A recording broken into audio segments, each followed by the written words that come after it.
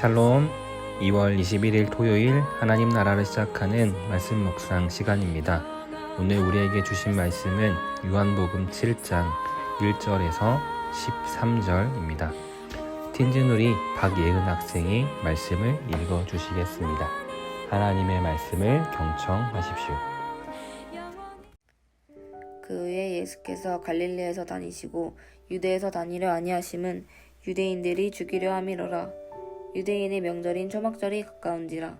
그 형제들이 예수께 이르되 당신이 행하는 일을 제자들도 보게 여기를 떠나 유대로 가소서. 스스로 나타나기를 구하면서 묻혀서 일하는 사람이 없나니 이 일을 행하려 하거든 자신을 세상에 나타내소서 하니, 이는 그 형제들까지도 예수를 믿지 아니함이로라. 예수께서 이르시되 내 때는 아직 이르지 아니하였거니와 너희 때는 늘 준비되어 있느니라. 세상이 너희를 미워하지 아니하되 나를 미워하나니 이는 내가 세상의 일들을 악하다고 증언함이라. 너희는 명절에 올라가라. 내 때가 아직 차지 못하였으니 나는 이 명절에 아직 올라가지 아니하노라. 이 말씀을 하시고 갈릴리에 머물러 계시니라. 그 형제들이 명절에 올라간 후에 자기도 올라가시되 나타내지 않고 은밀히 가시니라. 명절 중에 유대인들이 예수를 찾으면서 그가 어디 있느냐 하고 예수에 대하여 무리 중에서 수근거림이 많아 어떤 사람은 좋은 사람이라 하며 어떤 사람은 아니라 무리를 미혹한다 하나, 그러나 유대인들을 두려워함으로 드러나게 그에 대하여 말하는 자가 없더라. 예전에 성경을 가르쳐주던 선배가 한 말이 잊혀지지 않습니다. 부흥은 하나님이 없어도 가능하다는 말이었습니다.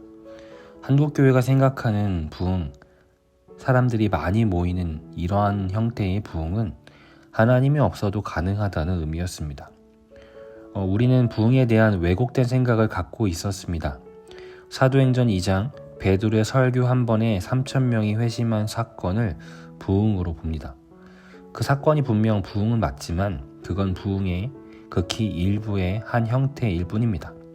이후 사도행전의 주를 이루는 바울의 전도 여행과 복음 전파의 과정을 보면 한 번의 설교에 수천 명씩 회심을 하고 교회로 모여드는 모습은 보이지 않습니다. 한 도시에 극히 소수의 사람들만이 복음을 받아들였습니다. 수만 명의 사람들을 모으고 그 앞에서 그들을 열광시키는 슈퍼스타와 같은 목회자가 영성이 깊은 목사로 추앙받던 때가 있었습니다. 사실 지금도 온전히 그게 아니라고 말하기는 어려울 것 같습니다. 높은째 사역자 수련회 강사로 오신 포항제의 교회 박영호 목사님은 교회가 세상을 변화시키려는 생각을 갖고 있던 것 자체가 잘못됐다고 지적합니다. 예수님과 초대교회는 한 번도 세상의 주류가 되지 않았다고 말합니다. 교회가 세상의 주류 세력이 되려고 할 때 교회는 타락했습니다. 중세 서구 기독교가 정치를 뛰어넘는 권력을 가졌을 때 교회는 가장 타락했습니다. 한국교회 역시 7, 80년대 대형화를 이루면서 이 사회의 주류 세력으로 교회가 올라서려고 했던 것이 현재 교회가 겪고 있는 비극을 맞이한 이유라고 설명합니다. 오늘 본문에 보면 예수님은 똑같은 이야기를 하십니다. 초막절을 맞아 예루살렘으로 올라갈 때가 되었습니다. 유대인 남자라면 유대교의 3대 절기인 6월절, 77절, 초막절에는 예루살렘으로 올라가야 하는 전통이 있습니다. 이때에는 각국에 흩어져 살던 디아스포라 유대인들이 전부 예루살렘으로 모여듭니다. 수만 명, 온 유대인들이 예루살렘에 모여있는 때입니다. 예수님의 형제들은 이때 예수께서 그곳에 올라가 그분의 신성을 드러낼 적기라고 조언합니다. 당신 행하는 일을 제자들도 보게 여기를 떠나 유대로 가소서. 여기서 제자들이란 예루살렘에 모인 신실한 온 유대인들을 의미합니다. 이어 스스로 나타나기를 구하면서 묻혀서 일하는 사람이 없나니 일을 행하려거든 자신을 세상에 나타내소서라고 말합니다. 언뜻 이 말에 동의가 됩니다. 세상을 구하려 한다면서 사람들이 없는 곳에 있는 것은 말이 안 됩니다.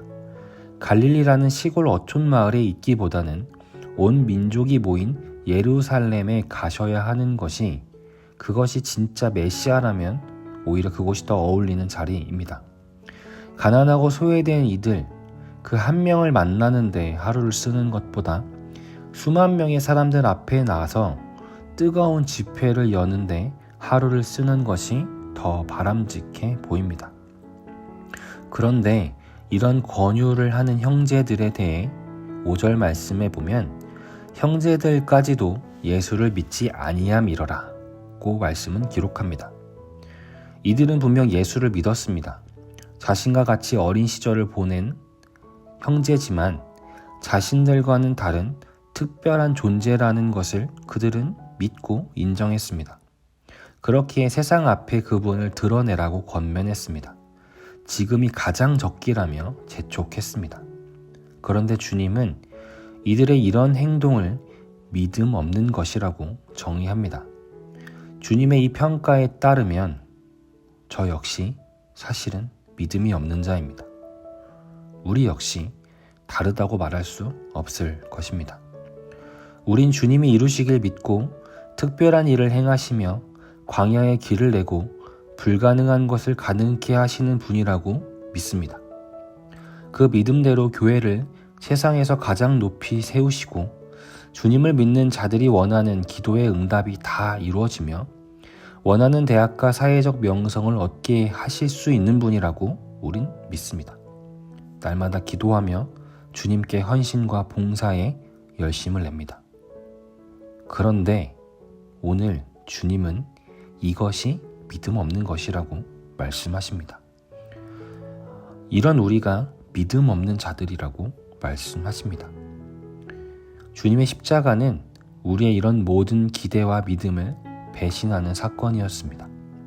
불과 며칠 전 호산나 찬양했던 이들이 갑자기 돌변해 주님께 돌을 던지고 십자가에 못 박아라 소리친 이유는 예수님이 자신들이 생각했던 메시아의 모습이 아니었기 때문입니다. 주님은 가장 환호받고 인기를 누리는 자리가 아니라 가장 비난받고 손가락질 받는 자리를 선택하셨습니다. 그리고 주님이 우리에게 주신 것은 고작 돈과 명예, 세상의 권력과 성공이 아니라 하나님이셨습니다. 다시 그분의 자녀가 되는 권세. 그분 안에서 어떤 차별과 일그러짐 없이 온전한 나로서 누리는 영원한 삶. 주님은 우리에게 이것을 주셨습니다. 믿음이 있는 자들은 세상에 있으나 세상에 속하지 않은 자들입니다. 세상의 가치관이 아닌 그리스도의 가치관으로 나와 세상을 바라보는 사람들입니다. 높아짐보다는 낮아짐을 선택하고 소유보다는 나눔을, 상대를 경쟁자가 아닌 친구로 여기는 사람들입니다. 사랑하는 우리 성도님들, 오늘 우리는 어떻습니까? 주님이 믿음 없다 여긴 형제들이 바로 나 자신은 아닙니까? 이 아침 올바른 믿음을 구하기를 원합니다. 주님이 내가 원하는 모든 것을 이루시는 분이 아니라 주님이 원하시는 것을 내게 이루시는 분이라는 그 믿음. 그 믿음이 우리 모두에게 있기를 소망합니다. 오늘은 청년누리 수련회가 있습니다. 특별히 우리 청년들, 이 시대에 참 보물 같은 이 친구들이 수련회를 통해 올바른 그리스도를 믿는 믿음이 성장할 수 있는 시간이 될 수 있도록 아침에 잠시나마 중보해 주시기를 부탁드립니다. 기도하겠습니다. 거룩하신 주님, 하루를 시작하며 들려주신 말씀 앞에 잠잠히 엎드립니다. 이들과 우린 정말 다른 믿음을 가진 자들일까요? 우린 올바른 믿음을 갖고 있다고 확신할 수 있을까요? 주님이 형제들이 한 말이 전혀 이상하게 느껴지지 않을 만큼 사실 그들의 생각이 우리의 생각과 같습니다. 그런데 주님, 우리는 정말 주님을 잘 믿고 싶습니다. 어떤 것이 믿음입니까? 이 아침 그것을 알려주십시오. 부족하나마 오늘 주님을 조금 더 알고 주님을 닮아가기를 소망합니다. 예수님의 이름으로 기도드립니다. 아멘. 오늘 내마의 말씀 사연은 틴즈누리 박예은 학생의 사연입니다. 안녕하세요. 틴즈누리 고2 박예은입니다. 요즘 저는 하나님 영광을 위한 삶이 뭘까라는 고민을 하고 있었습니다. 요즘 들어 아빠랑 오빠가 모든 일은 하나님의 영광을 위해 하는 거야 라는 말을 자주 하고, 그냥 왠지 모르게 계속 주의 영광을 위하여 라는 문장이 머릿속에 떠올랐습니다. 내가 좋은 성과를 내고 무언가를 해낸다는 건 오로지 날 위한 일이고 나의 이득인데, 이게 어떻게 하나님의 영광을 위한 일이지? 라는 생각을 했습니다. 목사님과 언니들을 통해 고민을 이야기해도 뭔가 풀리지 않는 문제 같았습니다. 그러다 신의 악단이라는 영화를 보게 되어 보던 중 광야를 지나며 라는 찬양을 들었습니다. 원래도 좋아했던 찬양이라 반갑게 듣다가 한 가사에 눈물이 났습니다. 주께서 나를 사용하시려, 나를 더 정결케 하시려 나를 택하여 보내신 광야. 저는 제가 하는 모든 일에 냉정하고 과소평가하는 사람인데, 은연중에 제가 재능이 있어서 자격증을 따고 과 1등을 하게 된 것들이 제가 노력해서 쌓아온 제 실력이라고 저도 모르게 그렇게 생각한 것 같습니다. 그런데 그 가사를 듣고 든 생각이, 하나님이 주신 거지, 온전히 내 능력이 아니지 라는 생각이 가장 먼저 들었습니다. 하나님이 주신 능력으로 하나님의 나라를 위해 하나님이 보내주신 그곳에서 내가 할 수 있는 일을 할 뿐인데, 그 속에서 좋은 성과가 있었고 성과가 좋지 않더라도 내가 좋아하는 일을 하는 것 자체가 하나님께 영광 돌리는 게 맞구나 라는 생각을 했습니다. 하나시를 준비하면서 레마의 말씀 주제를 지키려 그냥 생각나는 설교를 적을까, 아니면 마음에 와닿는 말씀 구절을 찾을까 생각도 했었는데, 포장된 메시지보다 제 삶에서 만난 하나님을 성도님들과 나누고 싶어 찬양 가사를 나누게 되었습니다. 라는 사연과 함께 광야를 지나며 찬양을 신청해 주었습니다. 오늘도 우리 삶 안에서 하나님이 주신 것들을 더욱더 발견하고 보며 하나님의 영광을 위해 무엇보다 온전한 믿음이 무엇인지를 더욱더 구하며 살아가는 우리 모든 성도들 되기를 소망합니다. 찬양 들으시며 더 깊은 묵상으로 나아가겠습니다. 왜 나를 깊은 어둠 속에 홀로 두시는지, 어두운 밤은 왜 그리 길었는지, 나를 고독하게, 나를 낮아지게 세상 어디도 기댈 곳이 없게 하셨네.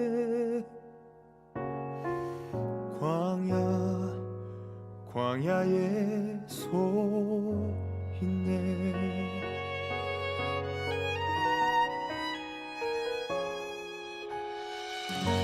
주님만 내 도움이 되시고, 주님만 내 빛이 되시는, 주님만 내 친구 되시는 광야.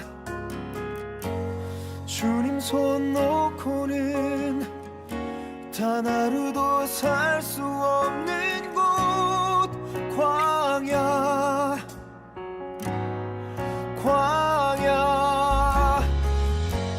주께서 나를 사용하시려, 나를 더 정결케 하시려 나를 택하여 보내신 그곳 광야.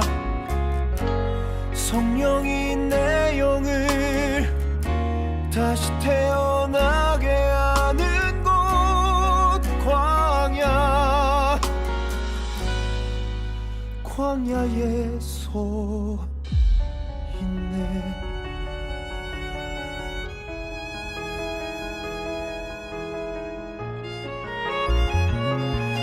광야.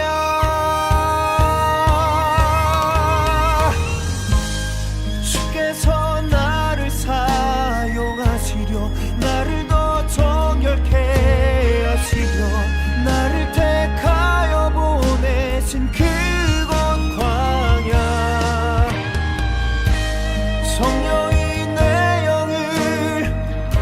다시 태어나게 하는 곳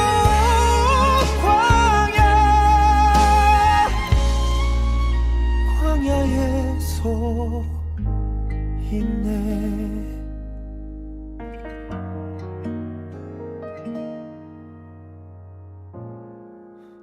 광야를 지나며